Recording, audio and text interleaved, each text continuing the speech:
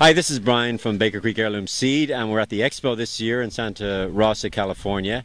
And with me is an interesting group of people. Matt, you're a teacher, Yes. and this is your student, some of your student body, and this is your family. So if you could introduce yourself, and also I'm going to ask you a question later about your teaching. All right, so this is Marco, James, and Alexis. They're students from Minarets High School, where I teach English and music, and I'm starting a gardening club. And this is my wife, Adriana, and my son, James. And we're here up in Santa Rosa to experience our food heritage and our food history, and to show kids what it was like and what it can be like, and protect their future, really. Now, you were telling me an interesting story about what got you interested in, mainly for your family's sake, but then led to you teaching your students about heirloom growing and gardening.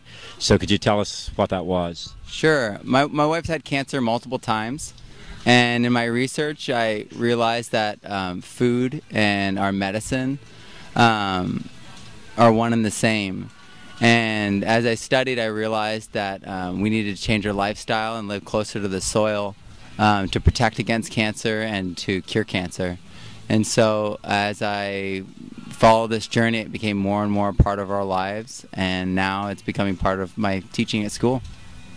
Well, thank you so much for sharing that. That's inspiring. And so your wife looks like a picture of health. So yeah, that's wonderful. It is good to know that there's healing in the soil, that there's healing in what God has given us, you know, the plants and everything. And I do think there's a definite connection there. Alexis, what have you gained from coming here, and what have you gained from what Mark is teaching? I learned a lot today about different kind of seeds and the culture with food, because before I was immature about a lot of plant growth and just food in general. What do you think about the taste? Have you tasted any of this heirloom food? Oh yes, everything here is great. Good. I noticed that the taste of tomatoes and things, I can't hardly buy this stuff in the store anymore. It's like, when I came up here we actually didn't have any, so I had to eat some of that stuff, and it's amazingly different.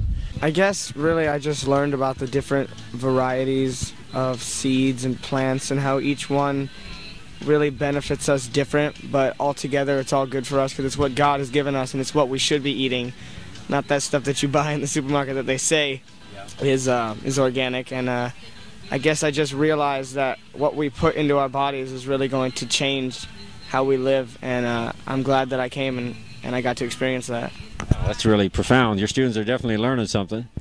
And the last young man's name is? Marco. Marco, tell us a little bit about what Mark has actually done in the classroom. Well, most of the food you eat isn't really healthy for you. Even though it may seem healthy in the supermarket, it's not really what you should be eating, and it's just kind of telling us a lifestyle choice, kind of like sending us on the right path, I guess you could say, of foods. And it's just really, it's inspiring sometimes, and it's like, it just helps us learn. So it's just another way of teaching, I guess you could say, because it just adds a touch of realism to everything he really does in class. So it's really nice, like just having that kind of a connection with your teacher about that kind of gardening stuff. So it's really cool. It's interesting that in education we spend so much time trying to develop the mind when we forget that there's things that the mind needs besides the mind, and that is a healthy body, and also I think disciplines that are good for us, you know, being outside in the fresh air, and psychologically as well as physically. So I really appreciate you guys coming, and it's great to see the young people learning this, because the earlier generations, you know, were pretty well duped, and to see young people waking up and realizing that they don't have to be duped, they can be